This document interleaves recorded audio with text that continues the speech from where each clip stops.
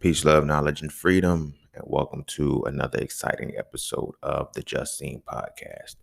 Before I get started, I do want to apologize for what happened with Soul Frill Conversations last week. I don't know where that outro went. I couldn't even tell you.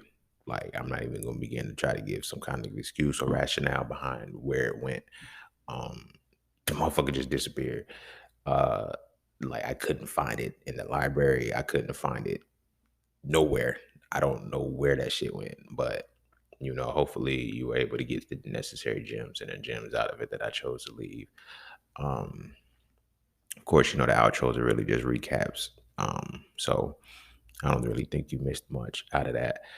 Um, but yeah, anywho, this week I want to talk about spiritual awakenings, entering into the cocoon. The reason why I want to talk about this is because I'm watching a lot of people go through a spiritual awakening right now. Shit is ugly for them. And I only feel like it's really ugly like that because nobody was ever prepared for it.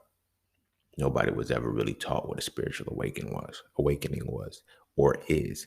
You know, we get so used to, you know, anticipating death and, heavens and hells that we don't really discuss or spend much time talking about the actual trials and tribulations of the living existence that you currently have. You dig what I'm saying? Um, in life, some of us go through multiple spiritual awakenings. Some of us go through one spiritual awakening, but everybody's gonna have one. And as I'm watching the as I'm watching the world turn, shit, shout to the soap operas. But as I'm watching the world turn, I'm saying that the world is collectively going through a spiritual awakening.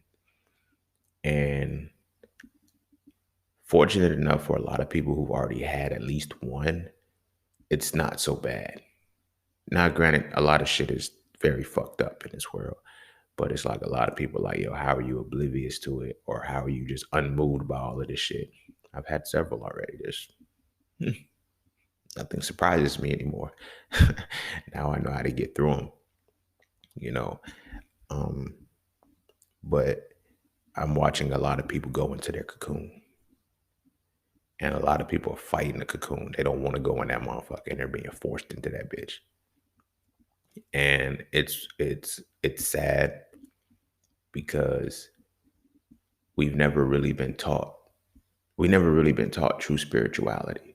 So because we've never been taught true spirituality, we don't know how to truly handle spiritual matters. You dig what I'm saying? And a lot of our grief, a lot of our problems that we have, this is no slight to anybody who follows a religion, any kind of organized belief system. But you got to understand that your belief system is taking away from a lot of your spiritual growth. Because in the moments when you have your spirit, like literally, a lot of people's spiritual awakenings happen, and the first sign is to give it to the deity. No, the deity gave it to you. You got to take a moment to accept that. The deity gave it to you. Why are you going to give it back? Like, I don't think we really sit and, ponder that or even look at it from that perspective. We quote the cliche shit, the deities give their hardest battles to their strongest warriors, but yet we let people convince us or we even convince ourselves that, I'm just going to give it all to the deity. Jesus, take the wheel, certain cliches and, things that we speak. Now, this is any deity that you may serve, Jesus, Krishna, Buddha, Jehovah, Yahweh, Allah, all of them, because you have to find your own niche and you have to find what works for you. You feel what I'm saying? But at the same time, if your deity gave you the battle to go fight, why would you give it back? No, you have to figure out how to win the battle. That's one of the reasons why I feel like religion is poisonous to people, because when their spiritual awakenings hit and they're supposed to go into the cocoon, they give the cocoon back. Or they look at the cocoon crazy and be like, no, I'm not going in there. That's not my path. That's not no, that's your path. That's where the fuck you supposed to be going right now. That's where you're being sent, you know. But there's a lot of factors into it. We have fear.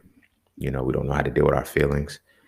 Because we don't know how to deal with our feelings, we don't know how to embrace our emotions, which keeps us from having a healthy personal identity. So by the time the spiritual awakening hits, we don't know how to grieve and actually get through it. They say the 5 stages of grief for what?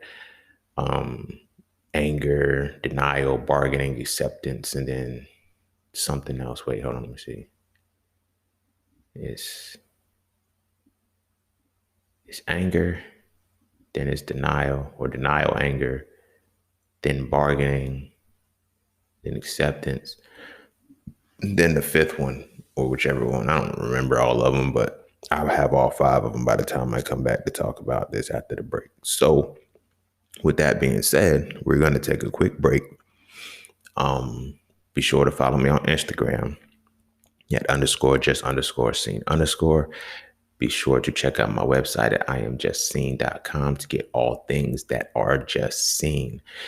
To all who tip, sponsor, and donate to the podcast, you are greatly appreciated. I thank you so much. To all who would like to tip, donate, and sponsor to the podcast, you can do so by clicking the description of your podcast, not just the episode, but the the podcast description itself. Cash App and PayPal are fine. Once again, I like saying that, so I'm gonna start saying it now. That's this for that, and that's that for this, or whatever I've been saying. I'll have it worked out within the next couple of episodes.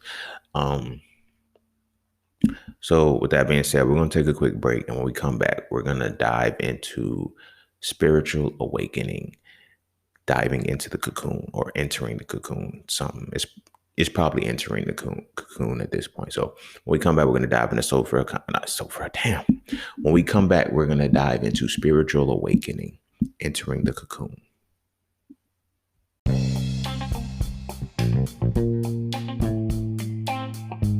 Oh yeah, and don't forget to visit IamJustSeen.com. There, you can get all things Just Seen. You want to add the Soulfrell series to your library? Visit IamJustSeen.com.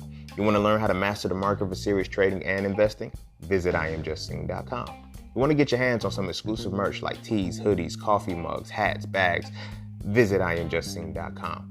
Are you thinking about transitioning into the plant-based lifestyle? Visit IamJustSeen.com. You ever want to just chat with Seen about anything from simple advice to mentorship? Visit IamJustSeen.com. Anything and everything that is me, you can find at IamJustSeen.com. So just take a quick peek into my world and see why being just seen is nothing less but always more. Because you never really know what you need until you see it. You will never see it unless you visit IamJustSeen.com. All right. Welcome back. Forgive the energy. Don't forgive it. There's nothing wrong with my energy right now. It's raining outside and it's real mellow. I just feel real mellow as well. It's not like I'm in a bad space or anything like that. So I don't want anybody to feel like that or anybody to think that, because I'm, usually more vibrant. But I feel like matching the energy of the earth. Like I woke up feeling like the earth, so I'm just gonna ride that energy. And this is kind of, the direction of what this episode has to be. So you feel me? Yeah. So spiritual awakening. For one, let me go ahead and let everybody know it's no fun shit. It's no fun shit at all. I've gone through several in my life.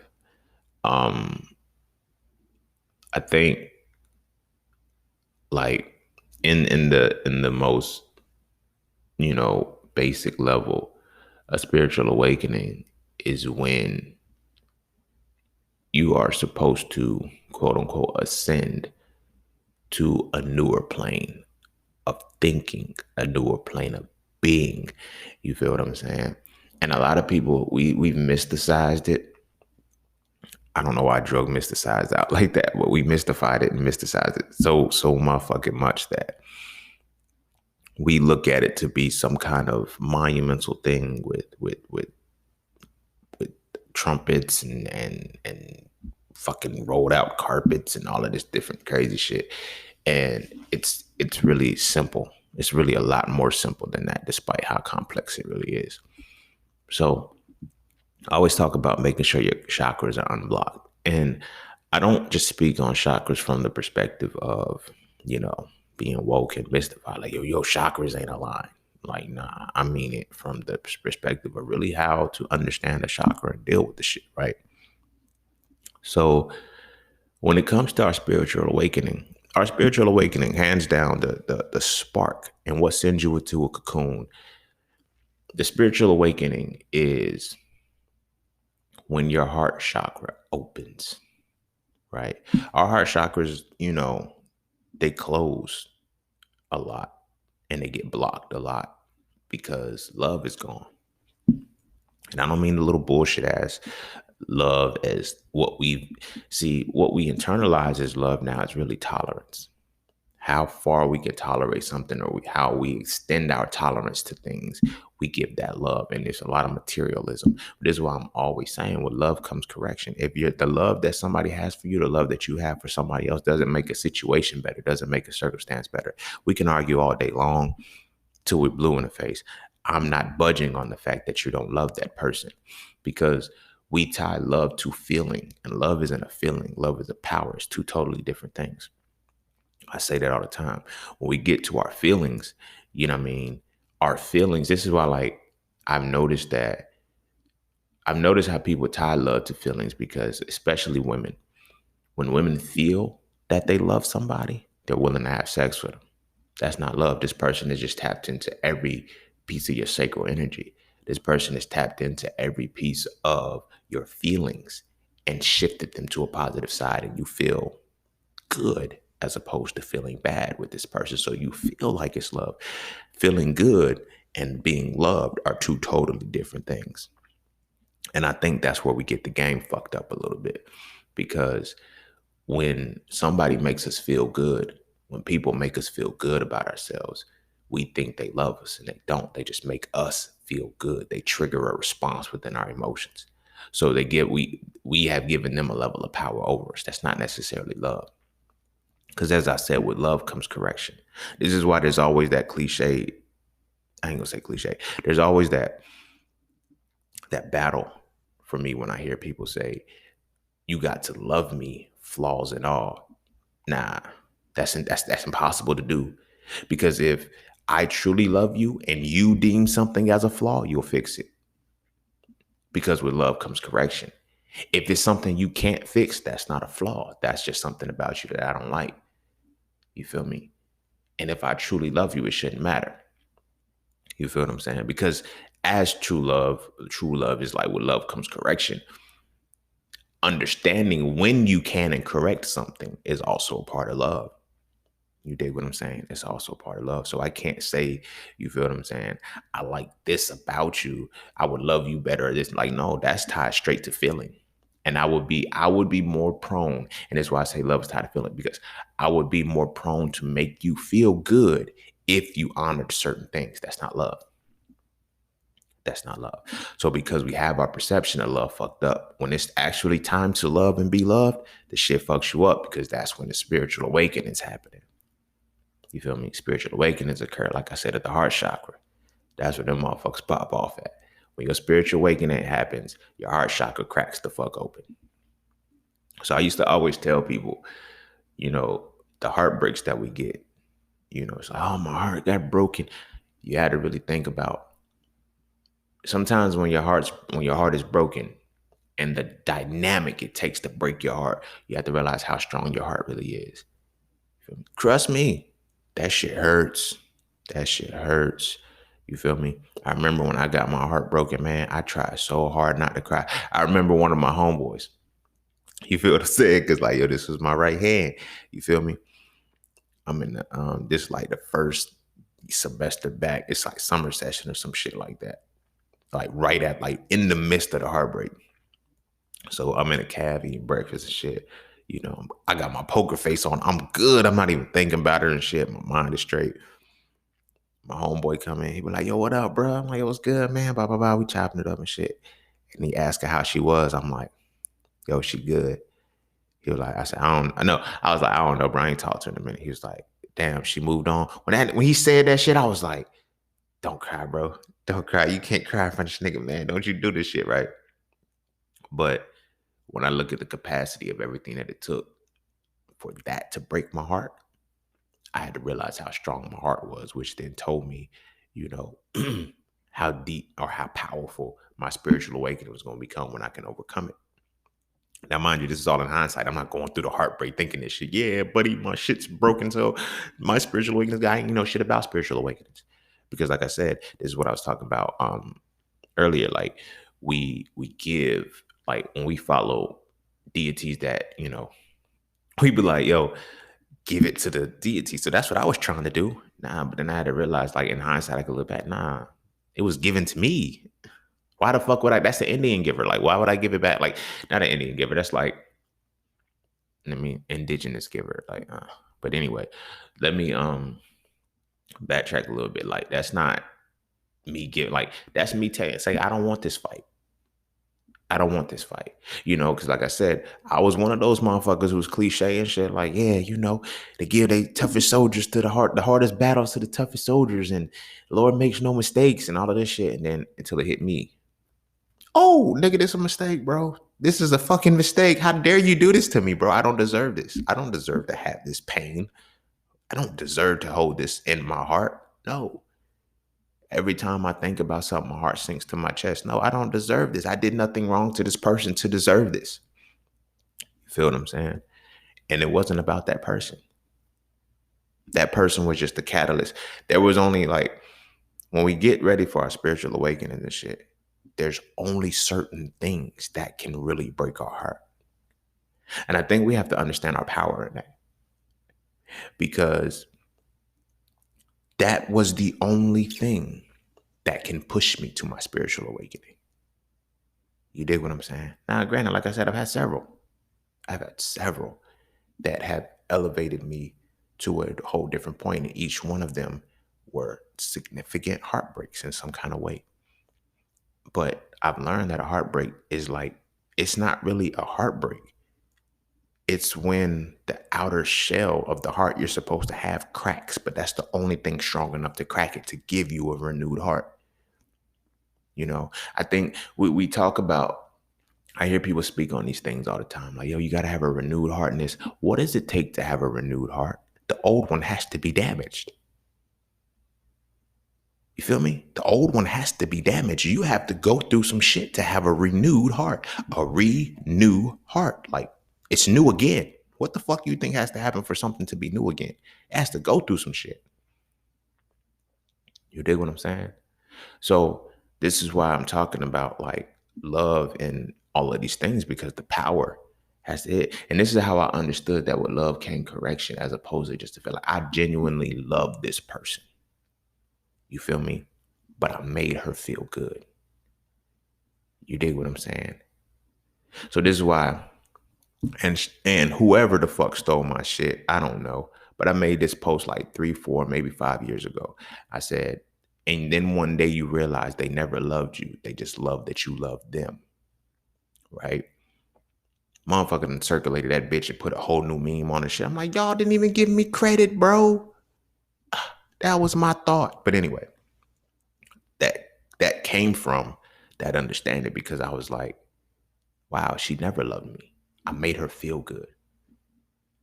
You feel me? I truly loved her because I corrected bad behavior in her. And I'm not saying she acted like a child. No, yes, she did. Let me not even say, but in context of what I'm talking about right now, I'm not comparing her to a child or anything like that.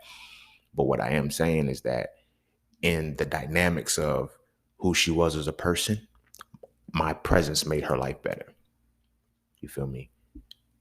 When, her mom, the last conversation I had with her mom, she was like, she said there was no reason why she should have did that to you. She said her life was entirely better with you. And I don't mean just from the perspective, like her soul was different. She had a different motivation about herself. She came out of depression. I corrected those things. You feel me? The love that I gave her led to the correction.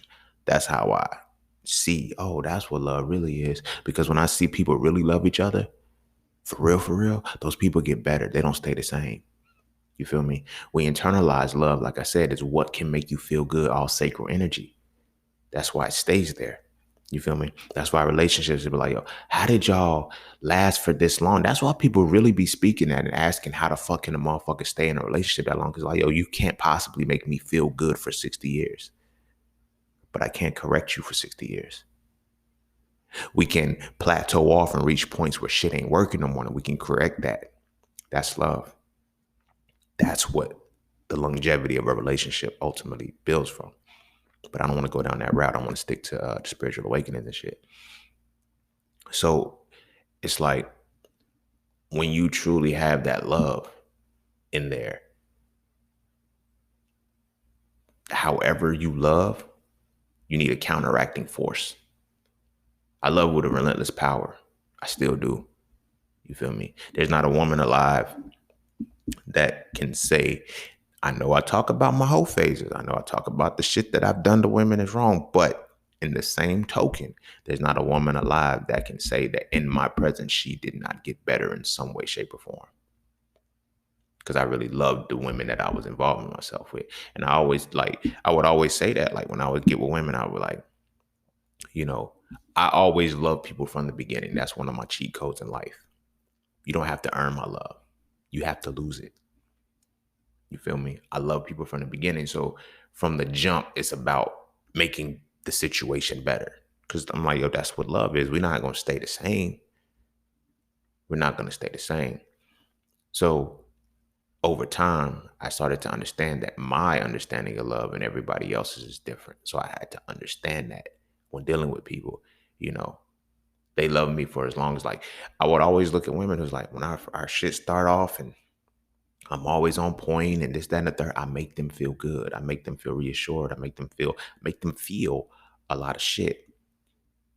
Then I miss a phone call because I slept through something. It switches just like that. Oh, I know you was with this bitch or didn't know. At that point, that action made them feel bad. You know, and I used to always say, like, I learned to never hold that against people because I'm like, although somebody may have a similar action, they can have a different mindset. You feel what I'm saying? The minute they passed probably was on some shit like, yo, if he didn't answer my call when I called, he's with another chick. Nah, I was knocked the fuck out. I ain't got time, barely got time for you. What the fuck I look like being with another one? You feel me? But it showed me, and I'm gonna get to the point where I'm talking about the differences in understanding of love, because until we understand what love is, when our spiritual awakenings hit, we can't move through them. We can't move through them. The world has revolved itself around love being how good you can make a motherfucker feel, but not how you can correct a motherfucker to make them better. Because as I said in the Peace, Love, Knowledge, and Freedom podcast, when I actually broke down why I say love, why I put love in that affirmation for myself, peace, love, knowledge, and freedom. Love is the power that leads to betterment through correction. That's what love is to me. That's what love is. I'm not just going to say to me, that's just what love is. You know what I'm saying? When you truly love something, you're going to correct the situation with your power of love. You feel me? Or you're going to, quote unquote, I know this doesn't fit grammatically, but you're going to incorrect the situation with your power of hate, because love and hate are the same things, opposite sides of the same coin, right? But we have reduced them down. As magnanimous as these actual powers are, love and hate, we have reduced them down to simple feelings of good and bad. So like, when somebody says they hate you, you make me feel bad. You feel me? True hatred is when I'm taking you off a positive path in life. You feel me? Imagine a motherfucker making you feel good on a regular basis and they fucking your life up. That's hatred. That's hatred right there. They're incorrecting. They're using the power for your detriment through incorrection. I know grammatically that don't make sense. Fuck with me here. I know grammatically it doesn't make sense because you can't, like, incorrect doesn't fit that. Just follow me with what I'm talking about. I'm speaking from dualities right now. You feel what I'm saying? So those two simple understandings are why I want to spiritual awakening actually happens, you don't get it. Or we don't get it. I'm not gonna say you, because in my early phases, I'm like, yo, why? The fuck? The fuck is going on here? Like, why am I dealing with this? Because it's time to ascend. It's time to ascend. It's time to break all of the tethers that have you bound to the world and all of these different things. So when I say the spiritual awakening is about entering the cocoon has to wrap you in 5 things. And I finally have all 5 of these motherfuckers for the grief. So the cocoon that you wrap is your 5 stages of grief. You feel me? You have anger. All right, forever. I got it. You got anger, you have denial, you have bargaining, you have depression, then you have acceptance. A lot of us never make it out of depression. You feel me? A lot of us never make it out of depression. Do you know why we don't make it out of depression? Because the moment we get depressed, they send us to a hospital to get medicines. That's one scapegoat to keep you from ascending the way you're supposed to. But people don't even see that shit. I ain't gonna say it's a scapegoat, but that's one of the main routes why people cannot get to their spiritual awakening. They give you meds to stop the depression. That is a spiritual feeling that you're having at that moment. In your spiritual awakening, you're supposed to reach a level of depression. Depression is supposed to bring you to rock bottom, to climb out. You can't fall any farther than the bottom. Always remember that. Sometimes, just through our normal phases of life, a spiritual awakening sends you all the way to the bottom for 2 reasons. Not as punishment, but to show you how solid your foundation really needs to be. You feel what I'm saying? I want to say that again. Depression, from a spiritual perspective, is designed to show you how far you can fall, while simultaneously showing how strong, how deep your foundation needs to be so you don't fall that far again. You know, people always say never. And I always respond with, but I damn sure can say never again. Why? Because when that spiritual awakening happens and you go through that phase of depression, it sends you down to rock bottom. When it sends you down to rock bottom, you can't ask for help. This is when your soul, your will, this is why I was talking about an entrepreneur goose. Although I made it about entrepreneurship, this is why I was saying it can apply to life. Your will is what builds the foundation to get you out of that depressive state. No, I'm not saying this shit is easy. I battled depression so many motherfucking times. But it was in battling depression that I was like, yo, I have to build a deeper foundation to get myself out of this so I don't fall again. And even if I do fall again, I'm not going to fall as far as this because I built the layers. These medications, they bring us out of the depressive hole without building a foundation. This is why you have to continually take them. You have to be on depressive medication. You have to be medicated as opposed to showing you, yo, this is a spiritual response. Bro, sis, all y'all, it's a spiritual response. This is a part of the cocoon to say, hey, build yourself out of this. That's hard as fuck to do when you've never been taught how to build yourself out spiritually, when your will doesn't belong to you, when you haven't been taught how to strengthen your willpower. You dig what I'm saying? Spiritual awakenings are the make or break moments of ascended people. You feel what I'm saying? Ascended people, it's in your foundations of understanding what sent you, what knocked you down without being afraid of it. So like I said, you have the 5 stages of grief: anger, denial, bargaining, depression, and then acceptance. You know how acceptance works? You know how I always talk about the 4 phases of the mind: belief, knowledge, wisdom, and understanding. And then once you reach a level of understanding, you have the option to either accept or reject. Acceptance follows understanding. There's a lot of work that has this is one of the things that get me. People like, oh, do the work, do the work, do the work, go to work. Like people talk about that shit, like do the work, but they don't never tell you what the work is. Some people medicate with astrology. Some people medicate with tarot. Some people medicate with numerology. Some people medicate with Christianity. Some people medicate with Islam. Some people medicate with Judaism. Some people medicate with Buddhism, but they never heal the fucking problem because they can't bring themselves to acceptance. Acceptance is hard to get to because, mind you, as I said, you got to go through the 5 stages of grief: anger, denial, bargaining, depression, acceptance. So what is the bridge between depression and acceptance? How do you get out? You have to go through the 5 phases of mind. Belief, because before you can even get to belief, you have to understand fear and faith. You have to have fear. The fear is going to keep you away from believing. Faith is going to make you run towards it. So you have to have faith first in something. You feel what I'm saying? And then that belief helps you get over the wall of cognitive dissonance. That wall of cognitive dissonance helps you gain the necessary knowledge to start your foundation building. That necessary knowledge applied is going to become wisdom. That is going to help cement your foundation. That wisdom is going to be applied to become understanding. It's only when you understand what led to your depression that will allow you to accept it and move forward. Shit's not easy. Trust me, the shit's not easy.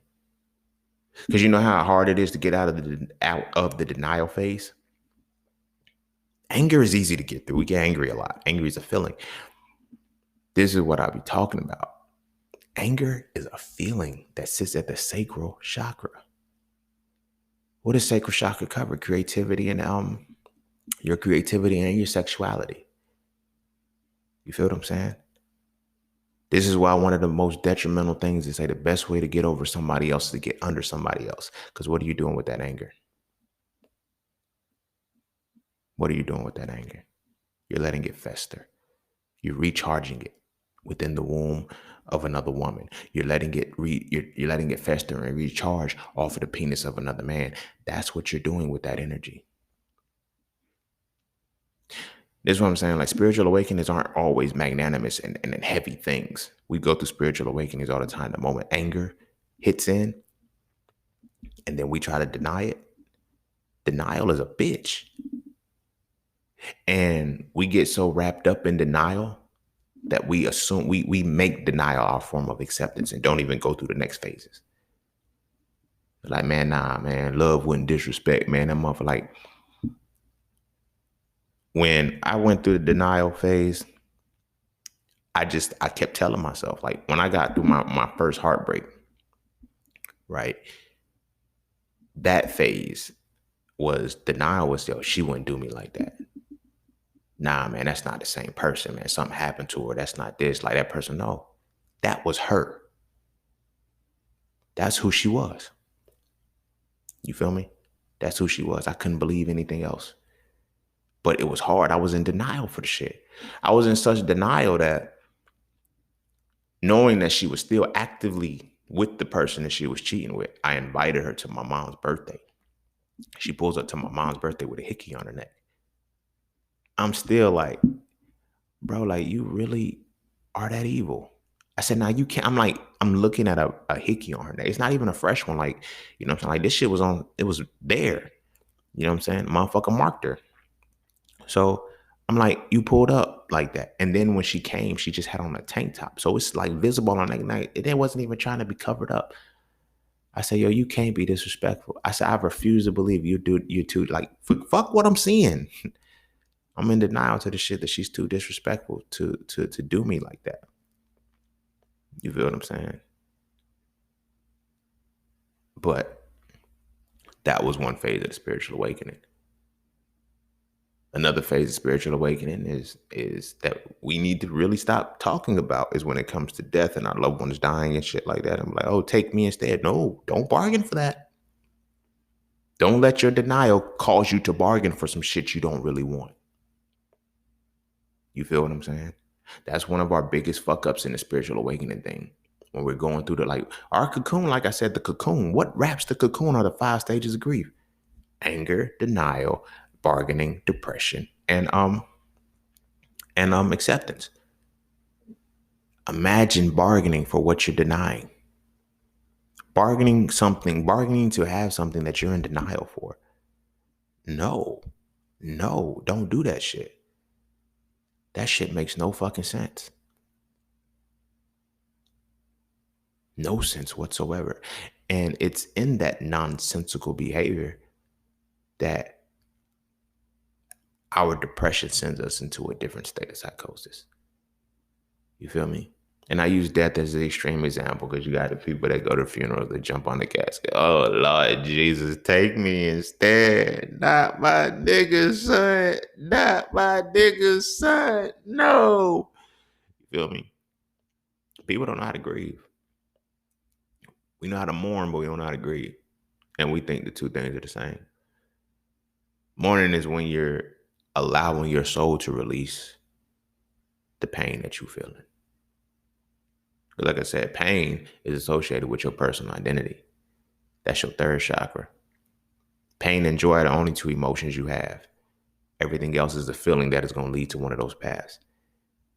If your life is rooted in feeling bad and the bad feelings that you have internalized, you're going to live a painful life. Ultimately, that's what your personal identity is going to be. If you only calibrate towards good feelings, you're going to live a joyful life. You feel what I'm saying? So when I say pain, walking and living through pain, we've gotten used to this shit. We've gotten used to feeling bad. This is how trauma bonds work. See how I be doing this shit? So many episodes have led up to this one point, and I'm glad I'm having this conversation. But being comfortable and being used to feeling bad, having those feelings stirred up, leads you to create trauma bonds, which leads you to have a painful life with somebody. This is why women be like, oh shit, the relationship's going good, I gotta argue. Motherfuckers used to pain. Dude be like, yo, I gotta go have me another side chick so my chick is, I like her nasty attitude. Stupid motherfucker. You feel me? But all of these moments, all of these things, even down to understanding our chakras, they're all tied to and connected to and impending and approaching spiritual awakening. You feel what I'm saying? But because we're not really taught true spirituality, we're taught religion. You feel me? Even a lot of the spiritual people, a lot of the quote unquote conscious and woke people, you feel me? I had a motherfucker just tell me, yo, motherfuckers be so woke, you know, they sleep. Bitch, I'm woke, but I sleep in because I choose to. You feel me? I don't want to get on what that conversation was about because that has absolutely nothing to do with it, and I'm not going to give it any more energy. But it's like woke, being woke, conscious, or whatever the case may be, was never meant to be a belief system. But motherfuckers made it that way because in their spiritual awakening, coming into consciousness, they were so angry and in the phase of denial that what they bargained for never led them to go through the depression. I went through the depressive state. I reached acceptance because of the understanding that I have of the shit. That's why I tell motherfuckers I'm woke, but I sleep in. You feel me? I don't have to use EYE when I say I anymore. You feel me?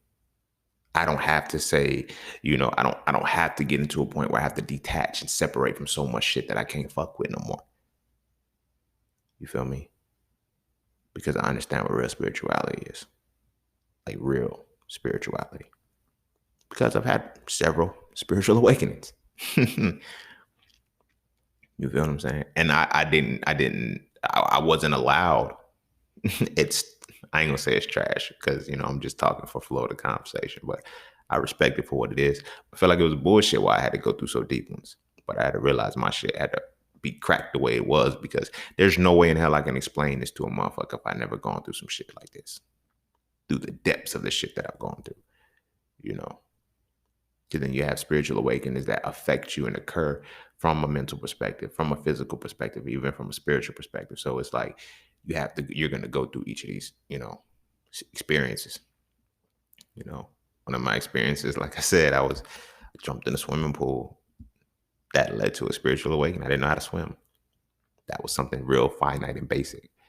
You know what I mean? Something as grandiose as when my grandmother died. You feel me? Different.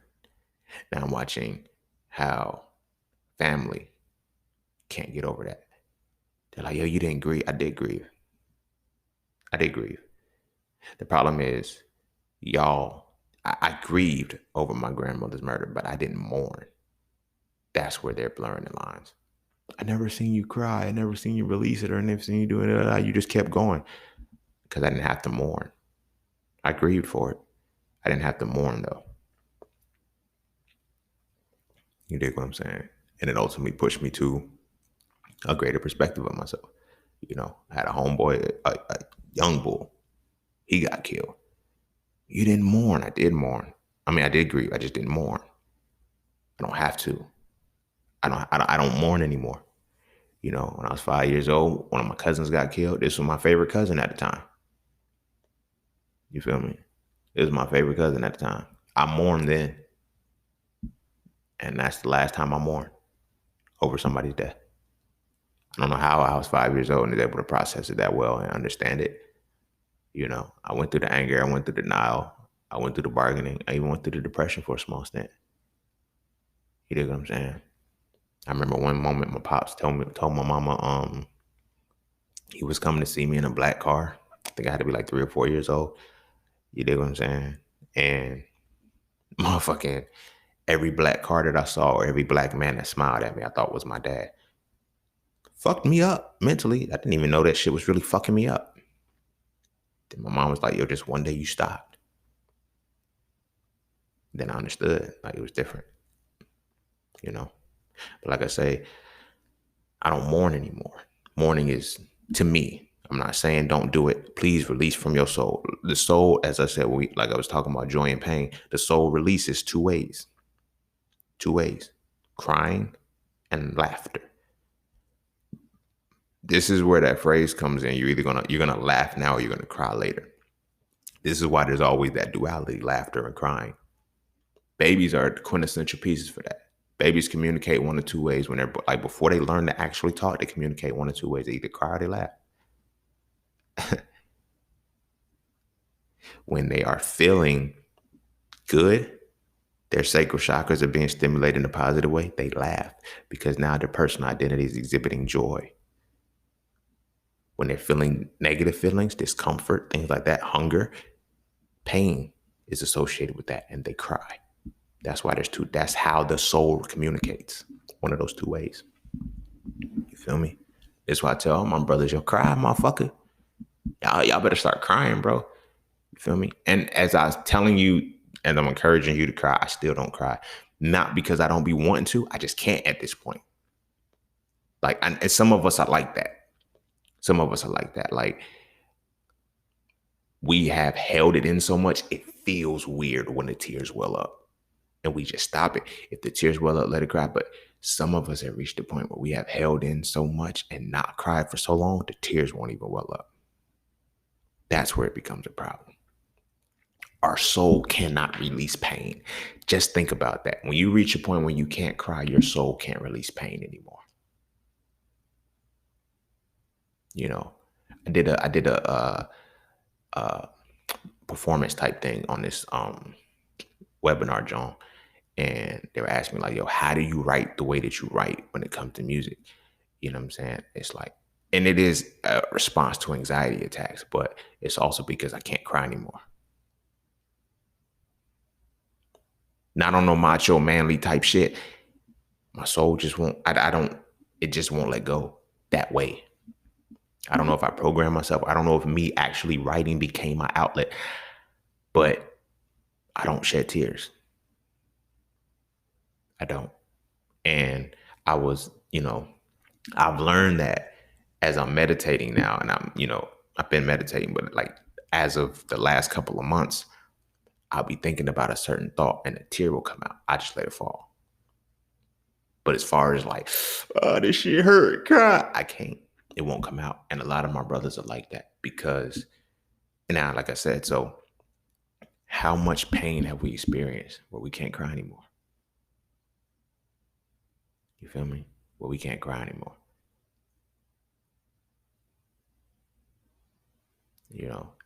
And we laugh a lot more. As men, we laugh a lot more. But now I'm going to go to the other side of it.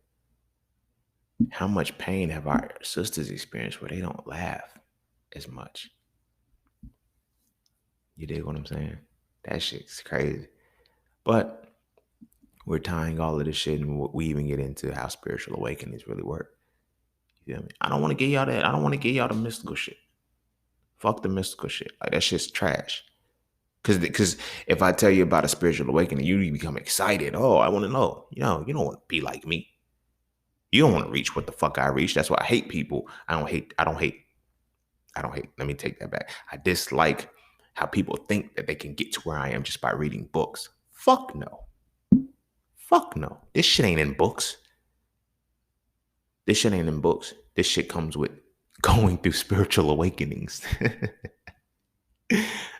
which ultimately lead me to reading books, ultimately lead me to studying certain things and shit like that. You will never reach the capacity that I am if you're not willing to go through a spiritual awakening. You will never be able to see what I can see, how I can see it, the depths of how I can see it if you're not going through the same spiritual awakenings as me. I will not wish my spiritual awakenings on anybody. You have your own, but the capacity and the magnitude in which I felt mine, I would not put that on anybody. You feel what I'm saying? Like I know they say, I wouldn't wish that on my worst enemy. Fuck that. I definitely wish you my enemy, bro. I would wish that on you. But as far as like people wanting to know, like how do I like, no, this want to walk in the park. I was born intelligent, not awake. Understand that. That's what I try to tell motherfuckers. Like I was born this way when I talk about my intelligence and but as far as the awareness of the world, I had to go through some shit to become aware of this shit. And I've been going through shit all my life. All of my life for reasons like these. So I can give y'all the game and y'all could stop looking at it as it's supposed to be a walk in the park. It's not. Woke motherfuckers are how you embrace your higher self. You accept that shit you want to. Because you got to master your lower self before you can ever ascend to your higher self. Now we're going to wrap it back into the 5 stages of grief. Depression sends you to your lower self. The real lower self. Not the, this is my bad side. It's not just a side at that point. Until you've hit rock bottom and you've built yourself out of rock bottom, you'll never know what your lower self really is.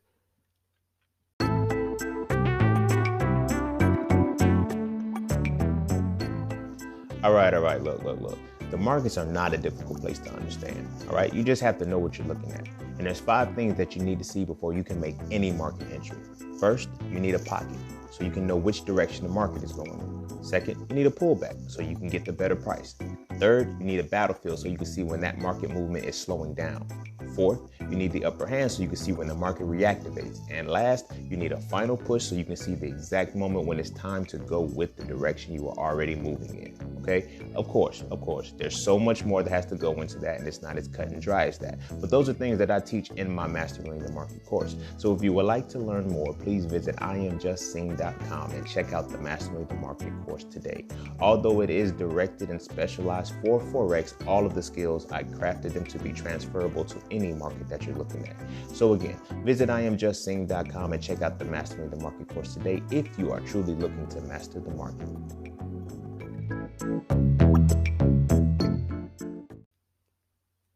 You feel what I'm saying? You'll never know the depths of what it can be. And that's what builds your resilience. That's what builds your character as a person. You dig what I'm saying? But like I said, going back to like when I lived in Dominica, like when I tell people like that's when I woke up, it was different there. It was different. I was around the sun more. I started to see, I don't know how, but I just started to see med school different. I didn't want to do it anymore. And I knew that I checked out. I knew that I checked out when I got to the island. You feel me? I was on the beach all the time. The first semester I bullshitted. I played. I did. I can't deny about that. I ain't play, but like I didn't put as much focus as I was supposed to. I didn't stay on point like I was supposed to. I didn't check basic shit like, minimal passing scores and shit like that. So I very well could have passed my first semester, but I didn't take my last 2 tests because I was like, there's no point. You feel me? I'm thinking it's based off of a grading scale from, you know what I mean? So I wasn't on point with that. But in the second semester, I went back. I was busting ass and shit. My grandmother got killed. but I had already checked out.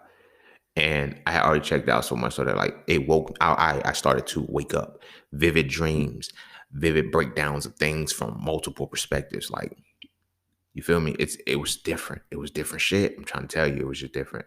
Going in and just finally accepting, like, yo, all of these bodies in this motherfucker are white. We're not operating and we're not doing like, oh, they're using our minds for them. Seeing how fucked up the pharmaceutical shit really was. Cause I'm like, wait a minute, this is what the doctors do. I was like, yo, we're gonna, dude was stressed out. I said, yo, let's remove the stress. I've always been holistic and didn't know it. I was like, yo, let's remove the stressful situation. They gave me a D on that assignment because I didn't prescribe him on medicine. What? You were supposed to prescribe. How the fuck was I supposed to know to prescribe him? Oh, y'all ain't educating us. Y'all are programming us. Got you. My first response was, stay in it. You can kill it from it. No. I know. I respect all of my people who try this shit. You can't stop any Caucasian system from the inside. It's working. It works. You're just going to become another piece that keeps it going. I'm telling you. I'm not trying to tell you to give up what you do. I'm not trying to tell you to not try. You feel what I'm saying? But you can't break the system. Anything in America, anything that's Caucasian based that has a system, it works. It ain't failing. Prison industrial complex is a system.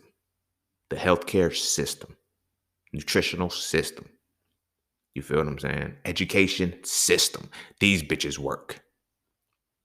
These motherfuckers work well. You're not breaking them. You're not breaking them. I know you want to seem like, yo, I can go from it. Like, I'm telling you, the judicial system. Nah, it just don't work. Just don't work. There's systems for a reason.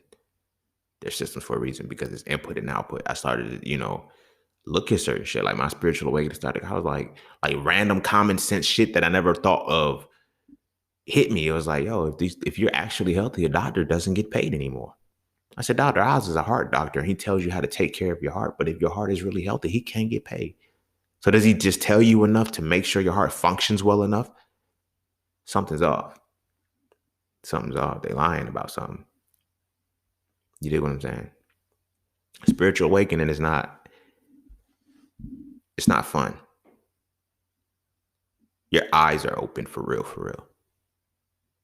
You can't have cognitive dissonance anymore. And like I said, that's one of the hardest reasons why a lot of people can't come out of these things. Cognitive dissonance is hard to get out of. Cognitive dissonance is hard to get out of because a lot of us believe that cognitive dissonance is unwavering faith. Oh, I got faith the size of a mustard seed. Oh, do you? No matter what's presented to you, you can't go away from it. But you will go hand in hand and dive deep into it to stay in it. You feel me? No matter how much is presented against you, or no matter how many things are given to you that can make no sense. But you haven't reached the level of understanding to do that. You're still stuck in belief.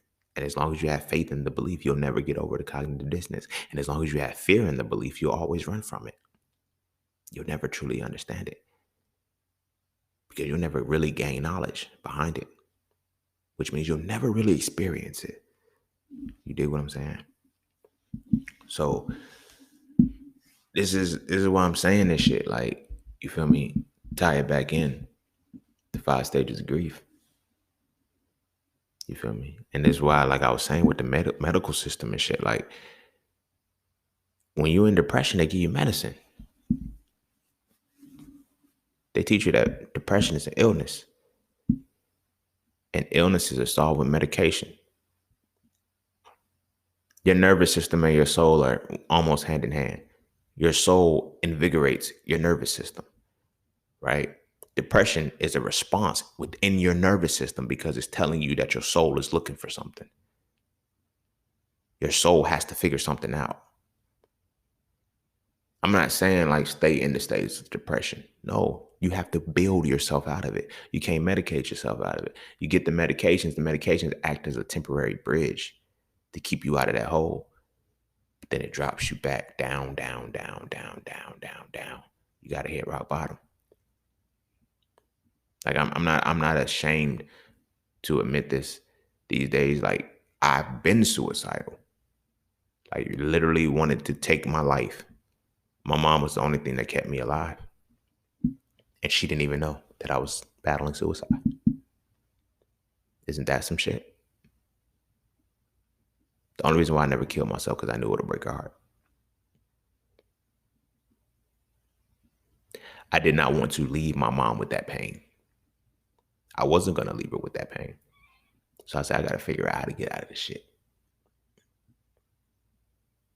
I got to figure out how to get out of this shit. Now, when I fall in moments of depression, I come out of them fast. Like people don't be like, when I be like, yo, man, I'm feeling depressed. And then I can come back 2 days later and be good for like a couple months. People like, you ain't really battling depression. No, bitch, I battled depression. I won. It's not the end all be all. But I understand now, I've learned to understand what depression is for me.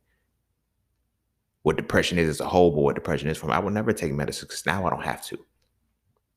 I understand that when depression hits, there's no foundation. I have no safety net for myself that can catch me.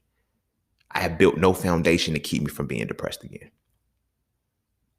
And that's why I fall deeper and deeper and deeper. And it just gets worse and worse and worse and darker and darker and darker. I get it, but that's what spiritual awakening is about. That final phase in your cocoon, that final moment in your cocoon is when you're saying, okay, buddy, let me start building my foundation. They give you medicine. You get therapy. Therapy is perfect. I'm not saying don't get therapy, but therapy needs to be giving you blocks to build yourself out of, not giving you justifications for why you're there. Now, I'm not saying fire your therapist, or I'm not saying, but I'm saying 100% know that therapy is supposed to be about giving you the building blocks to get the fuck out. Not giving you, justifications. Hey, it's okay while you're here. It's okay to stay here. It's not okay to stay there.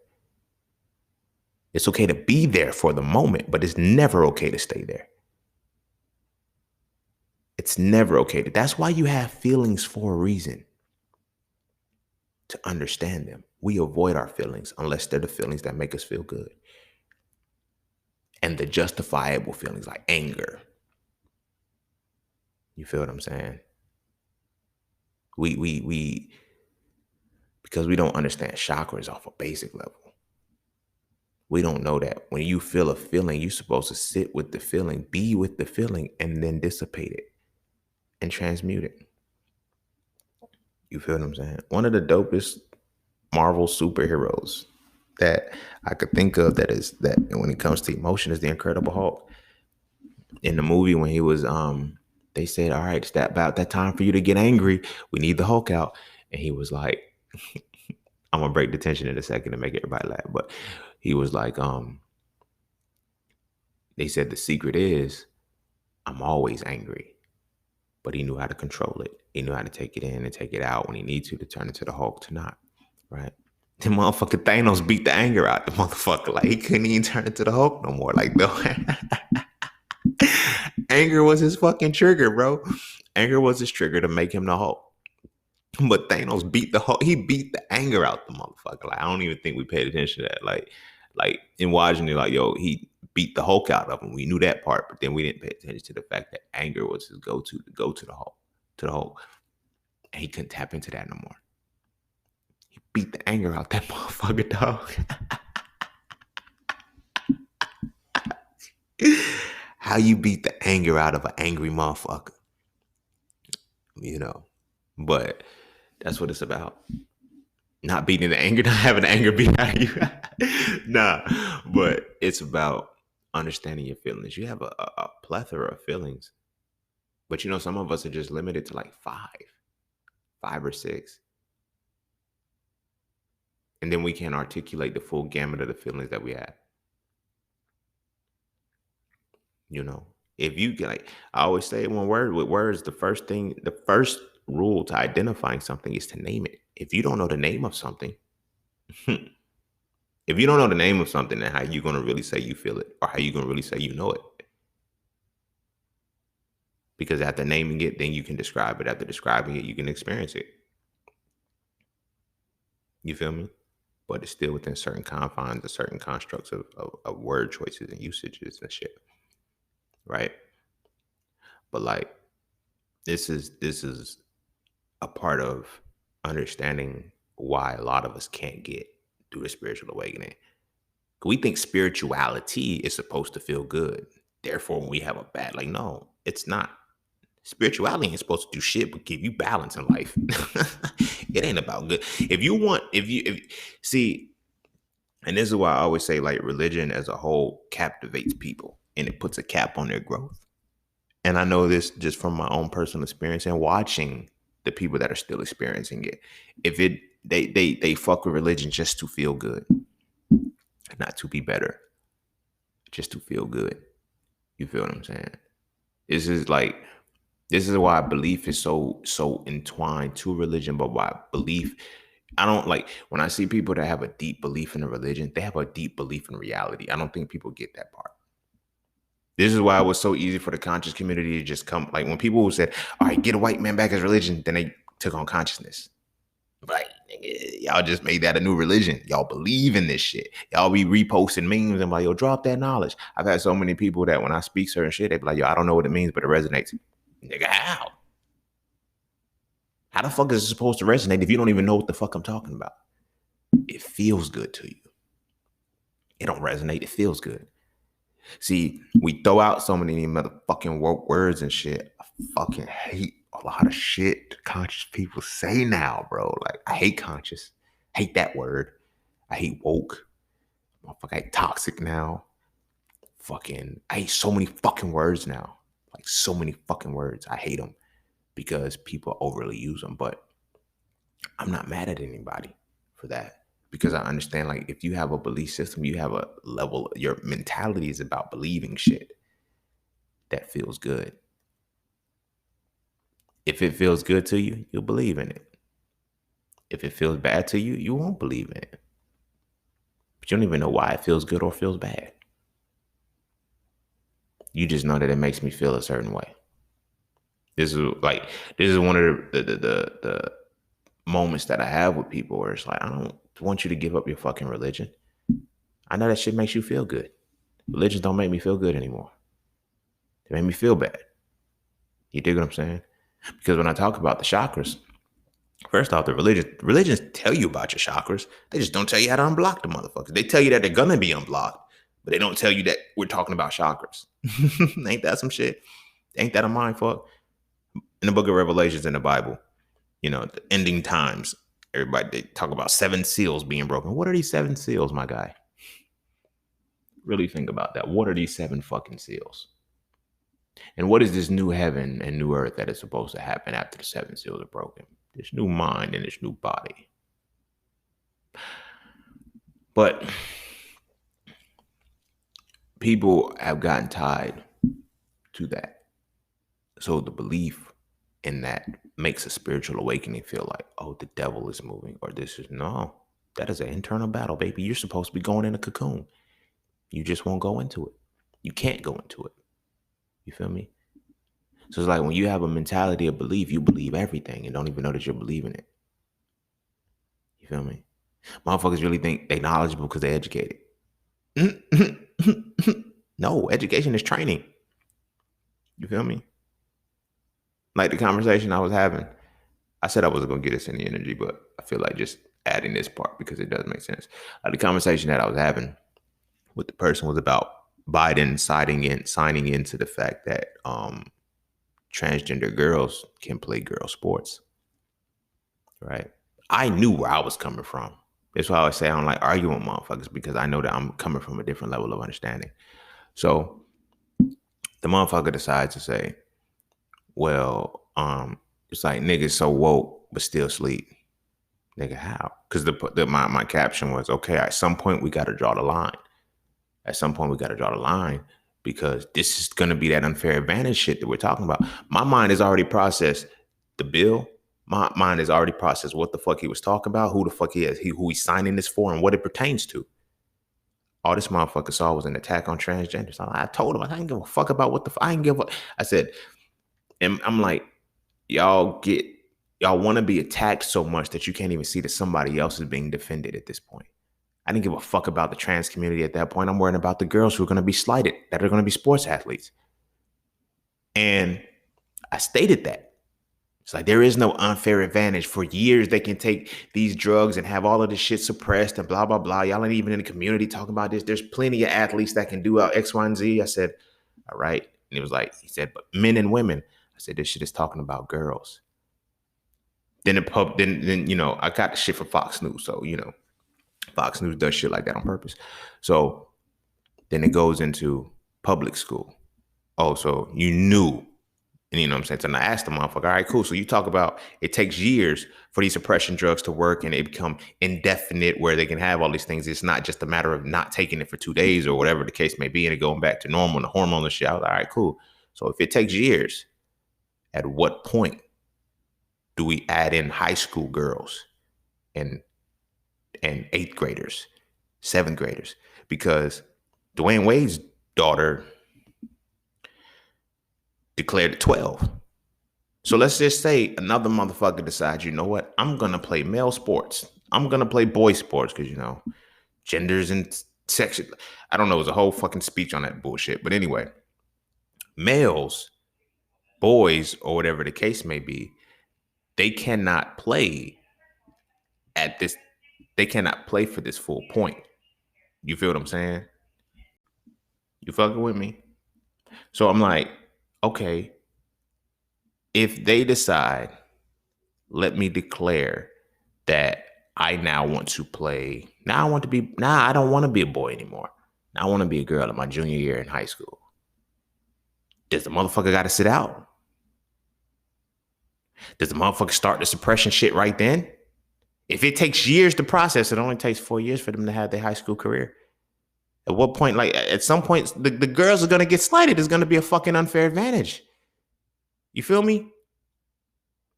It's going to be an unfair advantage. So I said that to talk about, to segue more into levels of understanding of certain shit. Motherfuckers so used. See, like this is sacral shit. That was a response from a sacral energy.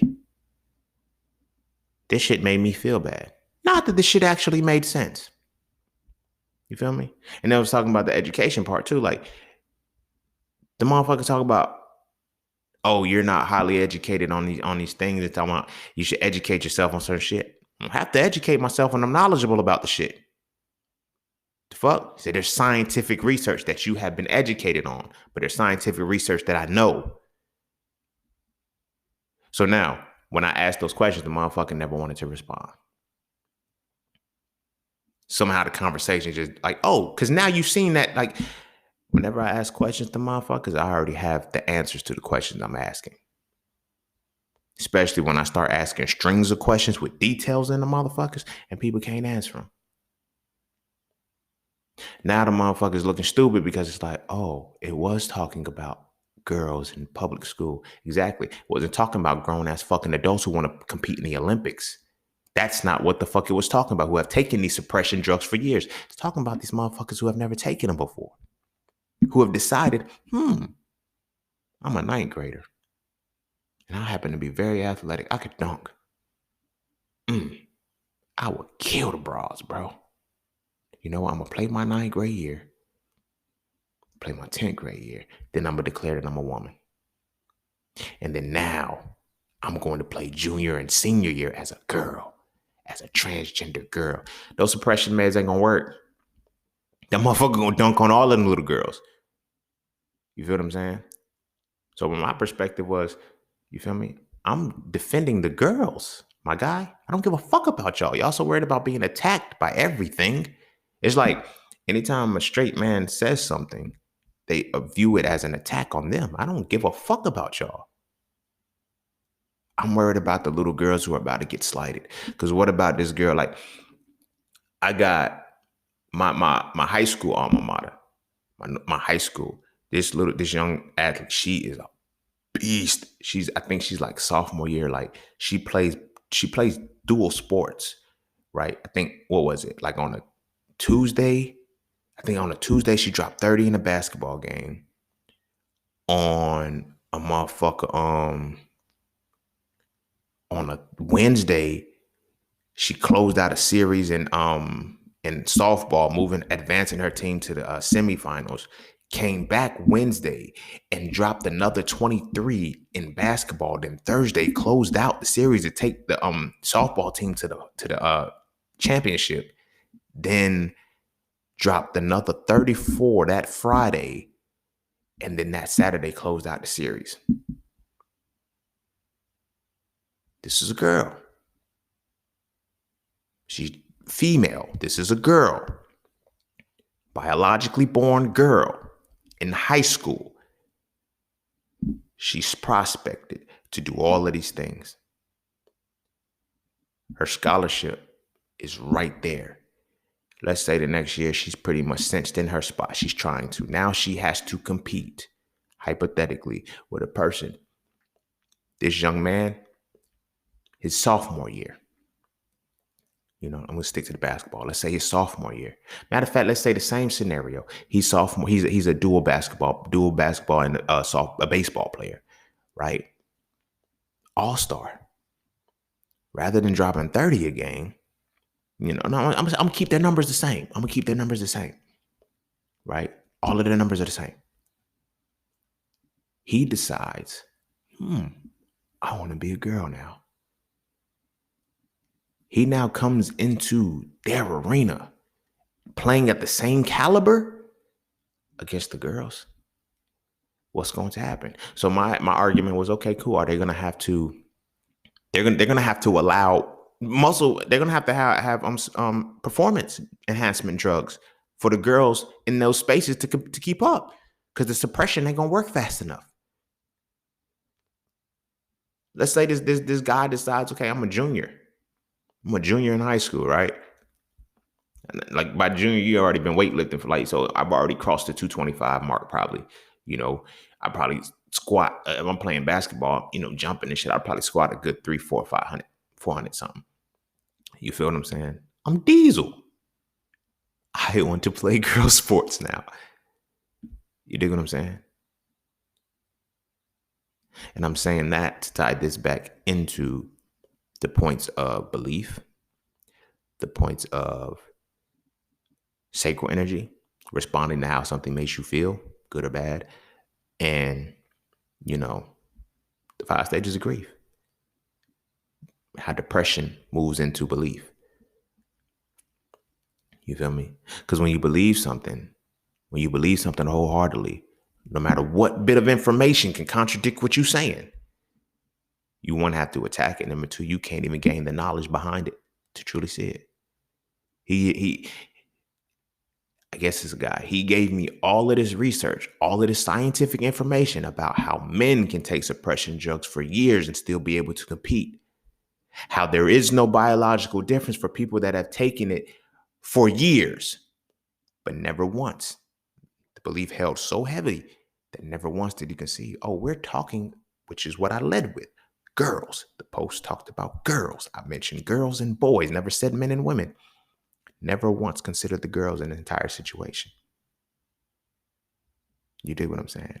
So this is what I'm talking about when it comes to a belief mentality. You really think you're going to get out of the 5 stages of grief if you can't even get past belief? Because you can't get through cognitive dissonance? So now you got 5 stages of grief. These are the things that wrap your cocoon: anger, denial, bargaining, depression. How do you get to acceptance when the bridge between depression is anger, denial? No. My bad. Run that back. The bridge between depression and acceptance is belief, knowledge, wisdom, and understanding. Being wrapped up in the mentality of belief. Is what's going to keep you from getting the foundational blocks. Therapy, different things, they're supposed to push you to through cognitive dissonance. The point where you're not accepting the point where you're able to move to, okay, I have knowledge of the situation that has happened to me. I have knowledge of the thing that has depressed me.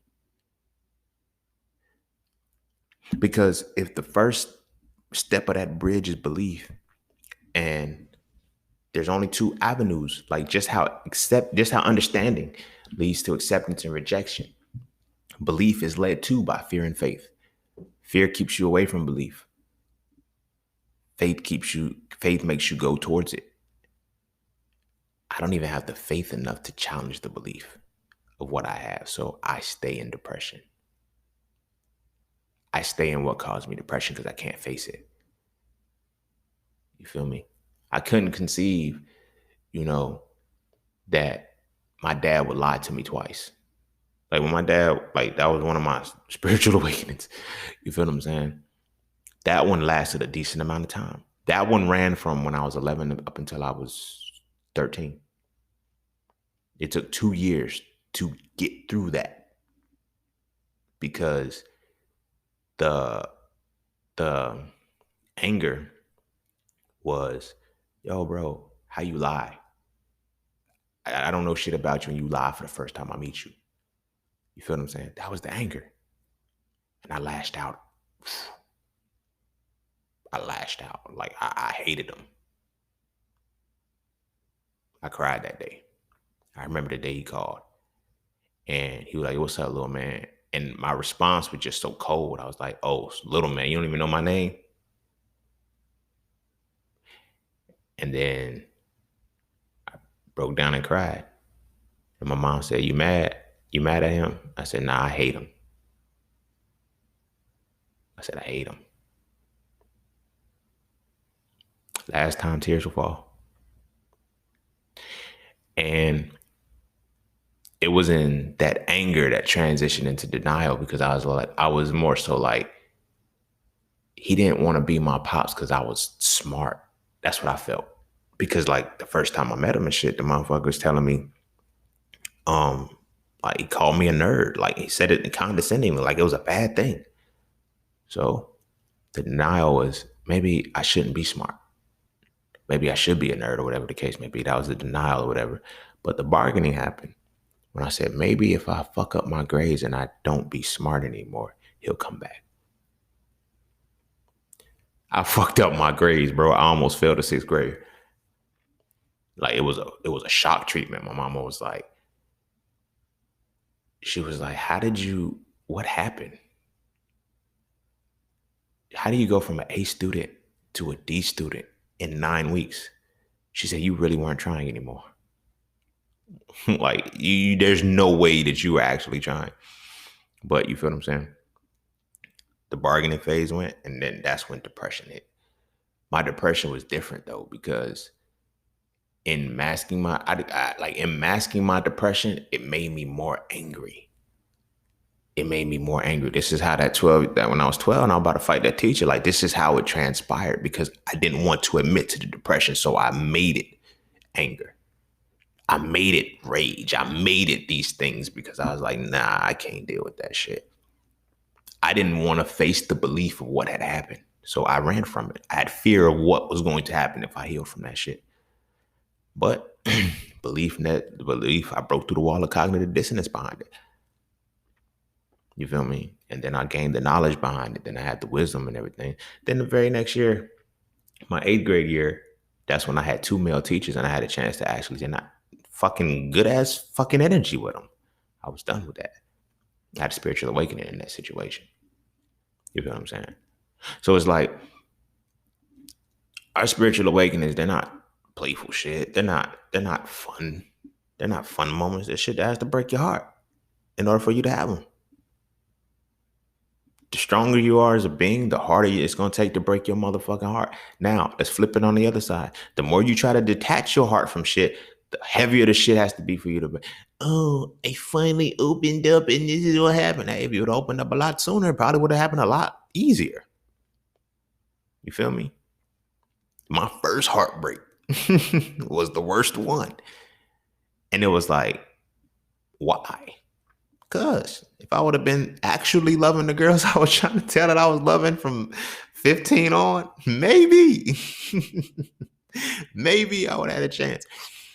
But I tell everybody, like, I tell the story in that situation. I said, any kind of negative woman I tell my homeboy, any kind of negative woman you could have thought of, she was it, all wrapped up in one. She, like, all wrapped up in one. Like they're like all of them. All of them. If you could think of any kind of negative trait that, so I had an experience with this type of woman that led to this. I had experience with this type of woman that led to that. She was all of that shit wrapped up in one little tsunami. You feel me? I needed that though. I wouldn't have got it any other way. I probably wouldn't have got it any other way. I wouldn't have got it in doses. I know I wouldn't. They gave me they put it all at one time. You dig what I'm saying? But it was in overcoming that. It led to the different spiritual awakenings that I had. You feel what I'm saying? Like, I wanted to bring this episode in because I don't know.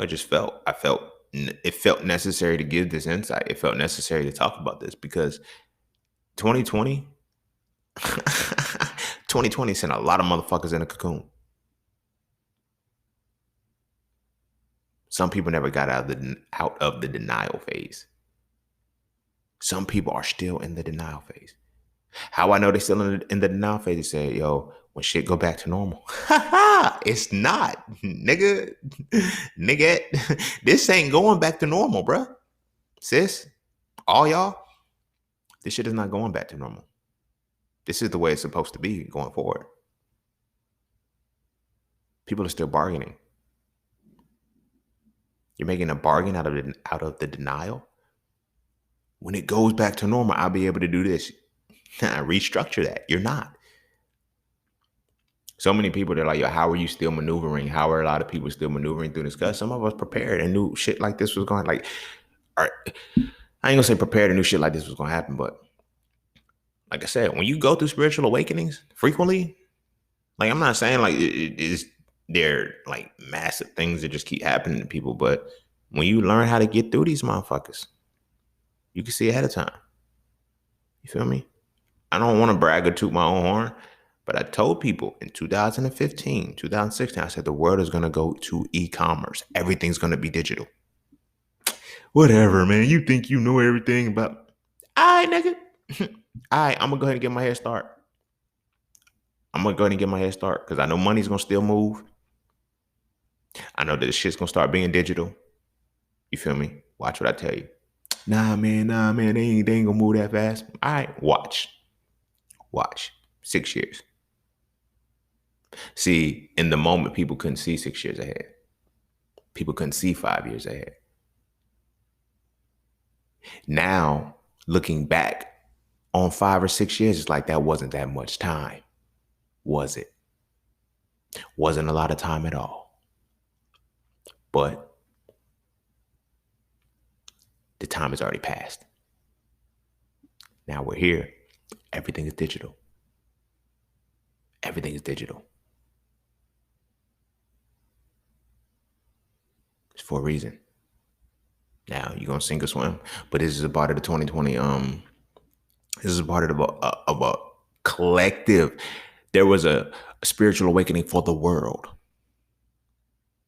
This was the whole thing in the book of Revelations where they said the apocalypse was going to happen. Apocalypse, by the way, is Greek and it means the uncovering. There was an apocalypse that was going to happen. 7 seals were going to break. Trumpets were going to blow. There's going to be a heavy war. A heavy war. And then at the end of the war, there's going to be a new new heaven and new earth. All right. Some are going to come. Some are going to be able to make it. Some won't. You're literally watching who can make it and who can't. Who's there and who's not and who's stuck in the middle. What Uncle Mike say, it's too high to get over, too low to get under. You stuck in the middle and the pain is thunder. Motherfuckers getting electrocuted. Well, no, they're not, because thunder is just a sound. Lightning is the electricity. Let me make sure I be right, because I know how y'all get. I can't never be wrong about shit. Like, that be pissing me off about y'all. Like, if I make one mistake, or if I don't know something and shit, y'all literally will hold that against me, bro. Like, I can't believe you didn't know that. The fuck? Like, you feel me? So let me go ahead and get it clarity, because y'all will correct me and shit. Thunder is the sound, lightning is the actual electricity. Okay. Anywho, my bad, y'all. But that's how it plays out.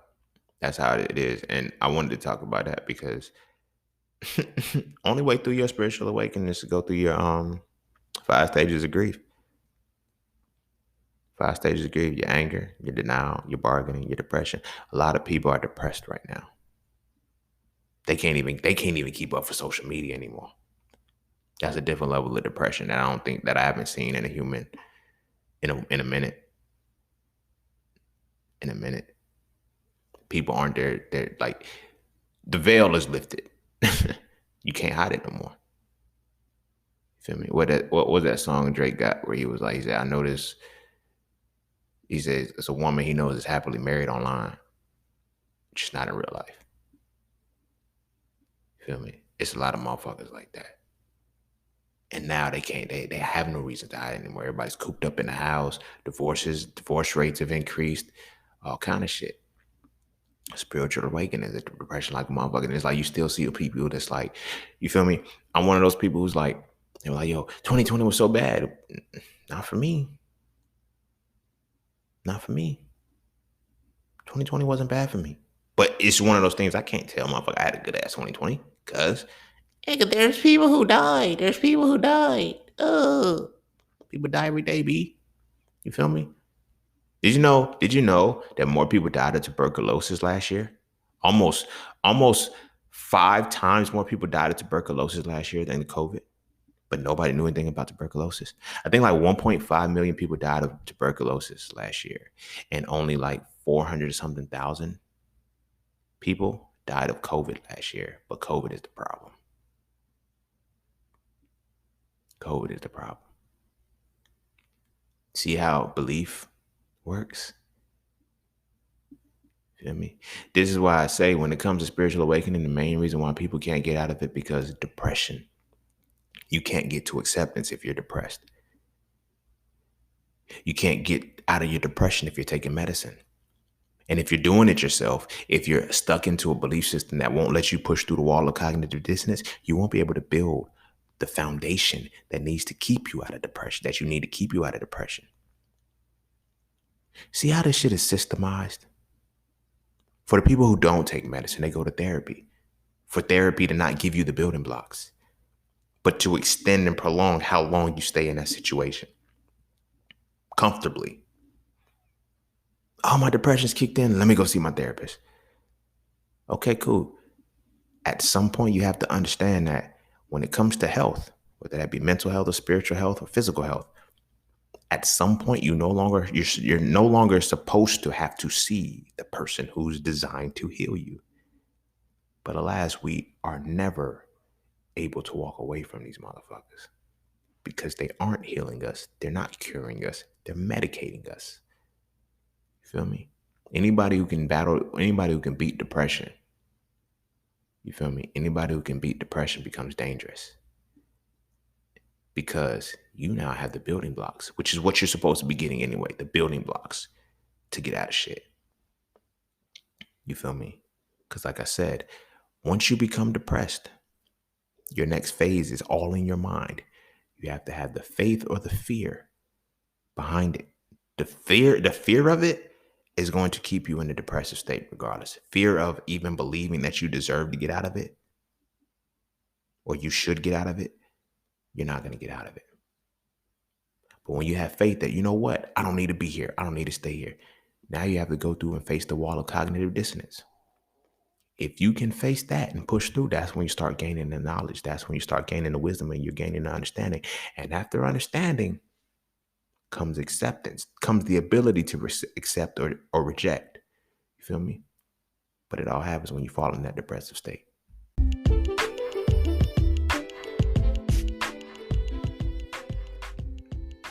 And don't forget to take a moment to go get your exclusive merchandise from Just Scenes merch. At Just Scenes, each piece is specifically crafted with positive imagery and symbolism.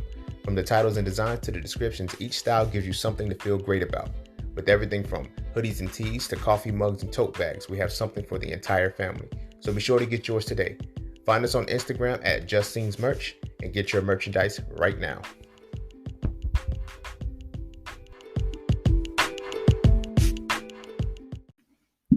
All right, I'm going to go ahead and end it there. I think all of the message I had to deliver today is delivered. And I'm going to make sure I pay extra attention to this one so I can keep this outro. But yeah, this is the side of spiritual awakening that nobody wants to talk about. You can go get your readings all day long. You can have motherfuckers shuffle cards for you and tell you what the cards say all day long.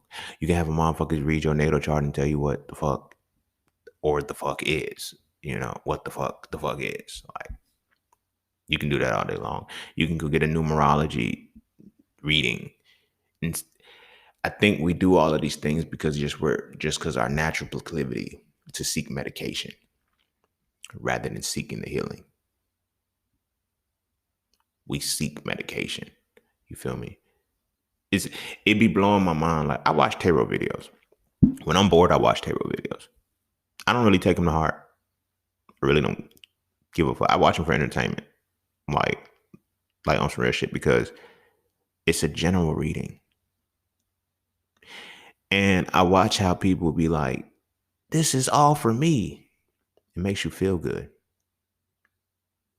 Personal readings, okay, cool. That's different. But a general reading, you know how many motherfucking Aries there are in the world? Okay. Just sun sign Aries.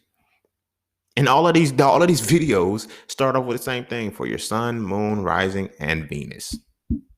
Some extend off to Mars too, or Mercury, one of the two. I don't know. Some extend on that. But generally, they say this is a general reading if you have the placement in your sun, moon, rising, or Venus.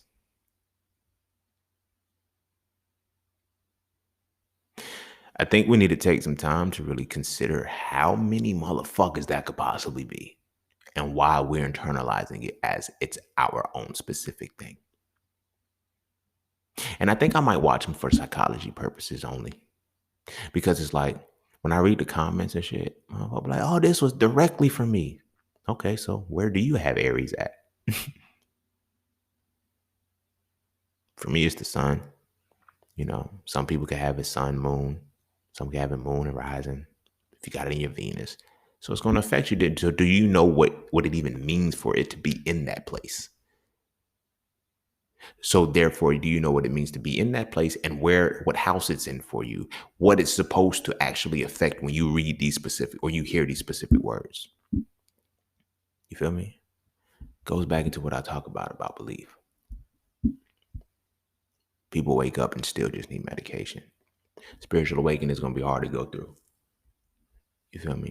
For a lot of the people that I know that have having spiritual awakenings, they come and talk to me. They be like, bro, tell me I'm not crazy. You're not. You're not. You punch through a wall of belief, a wall of cognitive dissonance. That's why you feel like you're going crazy. You're really gaining knowledge now. And you think you're going crazy, but you're not. It's what's really crazy is that when you can't get through the wall of cognitive dissonance, you feel me? True knowledge shakes your reality. It's supposed to. You dig what I'm saying? But like I said, when our spiritual awakening is happening and we're being sent, like when our hearts are broken, you know, when we're actually being forced to grieve, when we push past mourning and we're being forced to grieve at this point, we got to go through our cocoon is 5 phases: anger, denial, bargaining, depression, and acceptance. To get between depression and acceptance, you have to go through the 4 phases of the mind: belief, knowledge, wisdom, and understanding. Believing in shit is what medicates you. Then we're not even going to add into the fact that once depression hits, your immune system drops and shit, and you just going to take in whatever to be okay. That's why I say love is about correction. It's not about feeling good. That's why your spiritual, what the fuck is the title of shit? Ascension, awakening. That's why your spiritual awakening attacks your heart chakra, because you now have to correct yourself. It's no longer about feeling good. It's never been about feeling good. But, you know, Halle Berry or hallelujah. Pick your poison. Tell me what you're choosing. We all have our own go-tos that make us feel good. We have our own go-tos that we have to use, that we have to believe in, that will trigger us to feel good under the illusion that we're doing better, and we're not. We're not, you know. Shout out to the Master in the Market course and ebooks. Please check out IamJustSeen.com to get those today.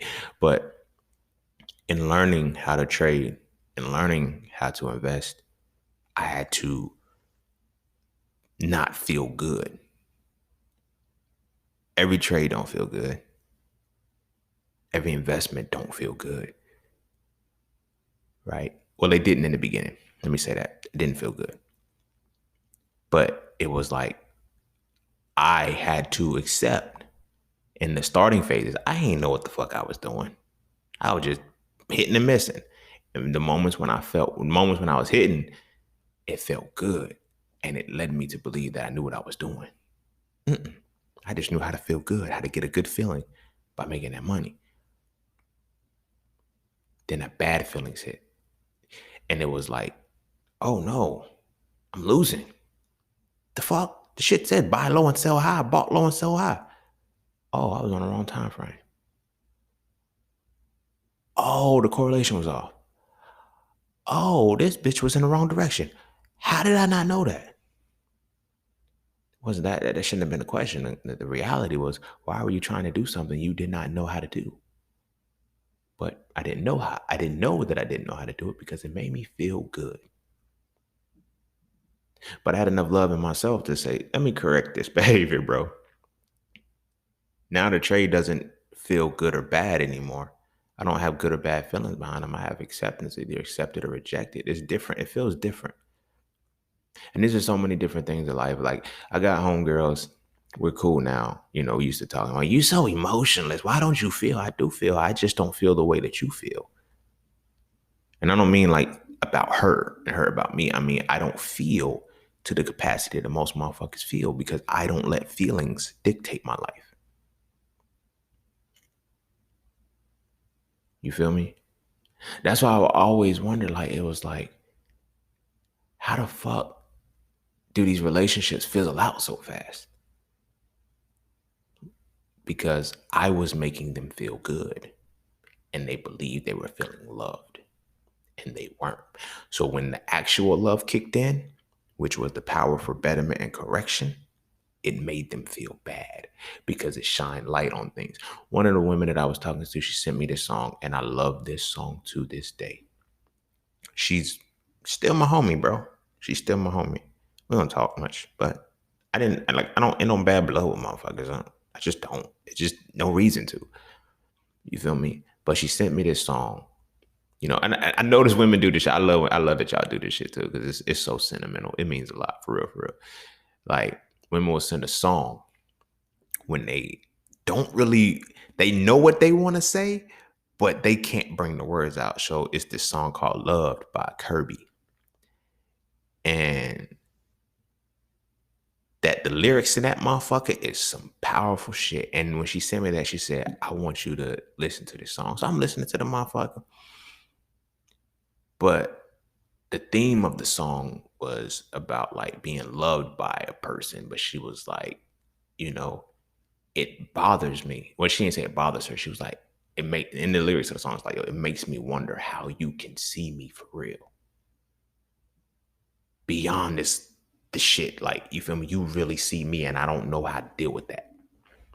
Because it wasn't just about making her feel good. It was about loving her. You know, the power for betterment through correction. You feel me? When you say you want to do something, I got you. We're gonna work through it. The love I have for myself, I got to give that to everybody else. I correct myself a lot. You feel me? I correct myself a lot. So that's a part of, you know, my own understanding. That's a part of the residual effects and the rewards of my spiritual awakenings. Learning to love myself. Learning to love for real. Because, like I said, when you're going through those stages of grief, love is the outcome. Love is the power that has to get you there. It's a lot of correction that has to take place. You feel me? Anger, denial, they're feelings. You feel what I'm saying? Your personal identity is what kicks in to make you bargain. Do you bargain out of pain or do you bargain out of joy? All right, now you go from there and you get depressed. How do you overcome depression? You understand your mind. To understand your mind, you have to understand belief, knowledge, wisdom, and understanding and be able to push through these walls. You have to push through the wall of cognitive dissonance. You feel me? I could not just, my heartbreak didn't heal till I left religion. Because I got heavy into that relationship, and I was heavily religious in that relationship, but I just kept trying to give it to God. Take it away in Jesus' name. I couldn't. It didn't work.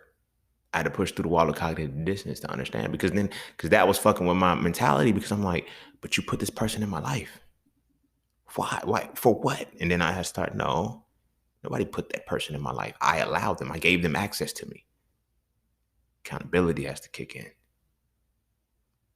Responsibility has to kick in. I seen every option why I shouldn't have been fucking with that person. Nobody, no being, no entity put that person in my life. I gave them access, continued access, despite all of the shit that they said. Luckily, they said some shit that made sense to help me stay away. You feel me? I remember one time we was like in the early phases in our relationship. She was like, when she cheated on a man, she said she cheated on this dude because she didn't want to break up with him. She said, but when she cheated, she knew it was over. So then she cheats on me and then tells me that she, oh, I made him. No, I know your track record now. You told me what you do when you cheat. That's it. You don't care no more. And then her actions also continue to show that she didn't care. She did some tormenting shit to me. Shit broke me. But again, it sent me down to the foundation. It sent me down to the bottom to build this foundation of what self-love really was, what self-worth really was, what it is to actually know you got me fucked up. You got me fucked up. Can't nobody have you fucked up if you don't know what the bottom of being fucked up really is. You feel me? There's a difference between avoiding something and dealing with something. You feel me? That fourth stage of grief depression is powerful. If you're on medication for depression, I'm not saying get off. If you're contemplating, for depression, I'm not saying don't take it. I'm saying that you have to understand what depression is and understand that medicating yourself is not going to give you the building blocks to get out of it. You have to hit the bottom. This is not also to encourage suicide if you're there. I told you I beat suicide. Yeah, the fuel was my mama. Like Tupac said in Thug's Mansion, he said, I cried times I once contemplated suicide and I would have tried, but when I held that 9, all I could see was my mama's eyes. I didn't want to leave her like that. I did not want to leave her in that condition. I wouldn't. So that was my fuel that pushed me through the belief to say, you know what? Break this wall of cognitive dissonance now to heal yourself. And I did. And I started building the foundations and the building blocks. Like, these are little things that, like, this is why my chatting with scene sessions have been set up. And this is why I'm not about to just let you, I have venting sessions. I ain't really wanting that session, but then I had the real ones for when motherfuckers are serious. Yo, how do I do this shit? Oh, it gets ugly. It gets ugly in this motherfucker. When I actually show you what it's like to go through a chakra. When I show you what it's like to push through a wall of cognitive dissonance. When I show you what it's like to dissect something. The way within yourself to understand how to uproot the shit. It's different. It's different. Yeah, I'm probably liable to have another spiritual awakening in the next 5 years. Like, these shits are just like shoes now. I have them a lot, but I process them faster now. But I know why I have them. Because I'm forever correcting myself and forever evolving, forever changing different aspects of my life. And it's not just a spiritual awakening is not just tied to, the gamut of death. Well, it is tied to death, but death, you got to understand, is just an opportunity for rebirth. Opportunity for rebirth. You feel what I'm saying? And I think, like I said, religion needs to teach it better. spirituality, conscious community motherfuckers need to teach the shit better. You feel me? It no longer needs to be a oi, good vibes only. I don't know why I did that voice, but that shit annoys me. Good vibes only, positive vibes only. Those are the motherfuckers that are stuck in sacral energy. They only want to feel good because they don't know how to feel bad. You feel what I'm saying? Which means that they're used to a person. I can always tell they're used to a person identity of pain, not one of joy. You know. So when grief happens, they don't know how to when grief does happen, which is what opens up your heart chakra, which was starts your spiritual ascension, spiritual awakening. They get stuck in mourning and they don't know how to grieve.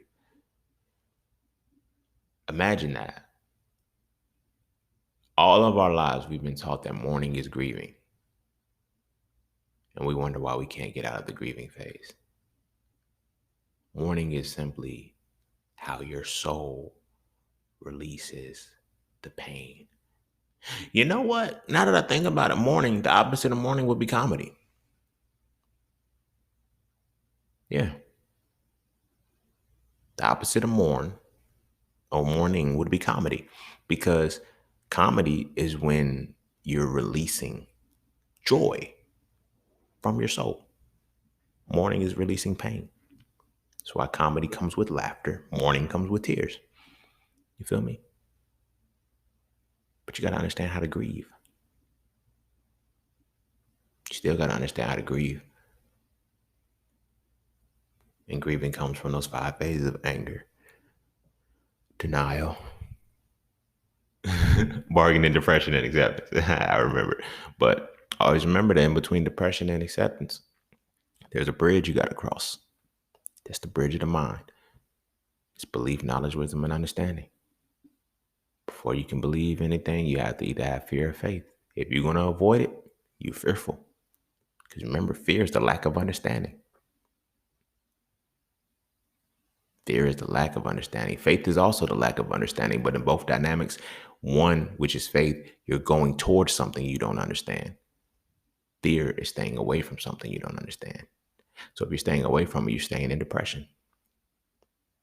But if you have faith in it, you're at least trying to get through. You just got to get through that wall of cognitive dissonance that separates belief and knowledge. Then from there, you have to apply the knowledge that you gain. These are the foundational pieces. These are the building blocks that you put into your from the rock bottom that you build up. You feel me? Then once you apply that, the application, it becomes wisdom. Wisdom applied experience, and, eventually you reach a level of understanding. And then you can make a choice to accept or reject it. You feel me?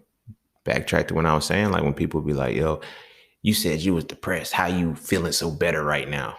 Because I had a choice. My foundation is already set for what I'm talking about depressed me. I now have the choice. Either I'm going to accept the depression or reject the depression. Most times I reject the shit. After I sit in it and I'm like, oh, it's back again. Fuck this shit, man. I already know what's up. I'm going to reject the shit and I can walk away from it. But when you deep in the hole, when you deep in the pit and you haven't even begun to believe that you can get out of that motherfucker, oh, trust me, that bitch is heavy. That bitch is heavy. But this is what spiritual awakening is about, to teach you the skills and the resources to overcome these things. The reason why a lot of people can't really ascend right in their spiritual awakening, because their belief makes them feel crazy when they go through the wall of cognitive dissonance, because the motherfuckers around them are still stuck in belief. Oh my gosh, like, that was one of the reasons why I learned the Bible front to back like I did. Nobody can tell me shit about it. I mean that in the most modest way. Nobody can tell me shit about why I don't believe in it. I don't have to. You have to. I don't. I understand it. People don't get that shit. They be thinking, oh, I understand it too. Yeah, right. Then as soon as I say some shit they don't understand, they be like, oh, you took that out of context. How? The words are written right fucking there. You tell me what the context is. Now, you see the degrees of separation? I look at all aspects of life like that. Anything that I choose to understand I've already reached a level of understanding behind it before I speak on it. I don't just believe in the shit. Hence why the motherfucker chose to get fly, but didn't want to come back after the motherfuckers when I was talking about the girls, the trans girls being able to play sports. It's not gonna be fair, my nigga. Simple. You speaking on it from a belief perspective that I'm attacking you. I'm speaking on an understanding perspective that y'all are irrelevant to the conversation. We're talking about girls. The girls who are going to get slighted by this. You feel me? So, spiritual awakenings. I know it's heavy. We all having them. You probably going through your shit right now. You feel me? Don't lose heart. When that depression kicks in, when it's time to grieve and you at that depressive state, please, please, please push through that wall of cognitive dissonance. That's going to be your first step. I can't push through it for you. All I can do is encourage you to push through it. That's when you truly gain knowledge. Unwavering faith is not enough. It's not going to be enough to get you through your spiritual awakening. I'm telling you. You feel me? It's why if you want to look at it from the Bible perspective, Jesus said, be like me. If you look at it from the Quran perspective, the thing was to become like Prophet Muhammad. You feel me? Buddha say, be like me. Krishna, why they all say, be like me? Because they reached the point. Read their stories. Especially Jesus wept. Jesus was depressed like a motherfucker after his ascension. Imagine having the shit beat out of you, motherfucker. And 3 days later, you rise again.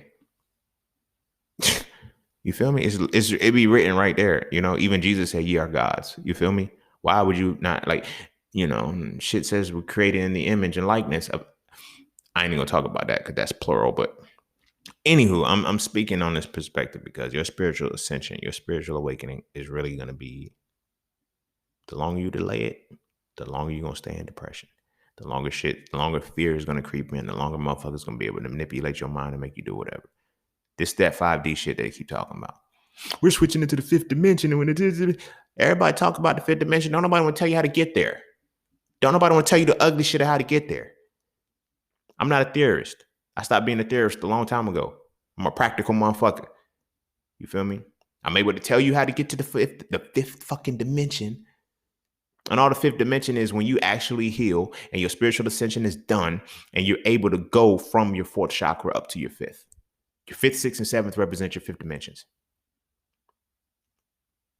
You feel me? But I broke that down in the chakras episode. I don't even remember what season it was in, but you feel me? At this point, I'm rambling, so I'm going to go ahead and wrap it up, y'all. Everything that I needed to get out is out now. I don't know who I had to talk to for that one, but whoever it was, you needed that shit. That shit was heavy in me.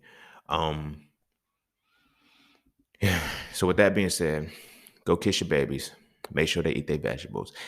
And take some time with your children to really listen to their spiritual ascensions, because we all go through them periodically through life. It's not just one. Our babies go through a lot of spiritual ascensions.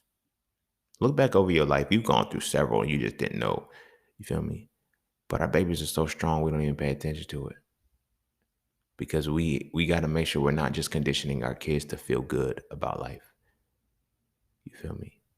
They need to understand their feelings and they need to have a healthy personal identity so they can operate through joy. You feel me? They understand how to get out of pain. And when grieving happens, they're able to actually do it correctly. You know, this shit has no age requirement. You feel me? You ain't got to wait till they're 18. You ain't got to wait till they're 18 because then, you know, shit like that, it happens and it could be too late. Like, start being proactive with it and then, you know, they could do a lot better, you know, as a collective. Yeah, our babies need a lot more learning. They need a lot more knowledge. We don't need any more well, we still need to be educated. Don't get me wrong. I'm not saying take them out of school or shit like that, but we need knowledge now. Like real knowledge that transcends cognitive dissonance, the shit that we just believe in. And our babies are already open and receptive for it. We just have to teach them. You know, so start teaching them the 5 stages of grief. Now, I'm not saying purposely put them through shit and then give them the lesson or whatever it is. But nah, there's things when they're going to be disappointed. They're going to be devastated. They're going to be heartbroken. They're going to be hurt. You feel me? And you might think they're too young to experience that shit. Nah, it has no age. But they need to understand how to get through the certain levels of anger, denial, bargaining. A lot of my brothers and shit, we stuck in a I'm good phase. You know how to you know what that means we're stuck in denial. You've been saying I'm good since you were 6. I'm good. I ain't mad. So you can't even get to the bargaining or the depression phase to even heal. A lot of us are so good that we can't grieve properly. So make sure we're not teaching our boys that, especially. But all of our babies, let's make sure we're doing better. So make sure they eat their what is it? So go kiss your babies. Make sure they eat their vegetables. And I'm gonna see you guys on the next one. Peace, love, knowledge, and freedom. I'm out.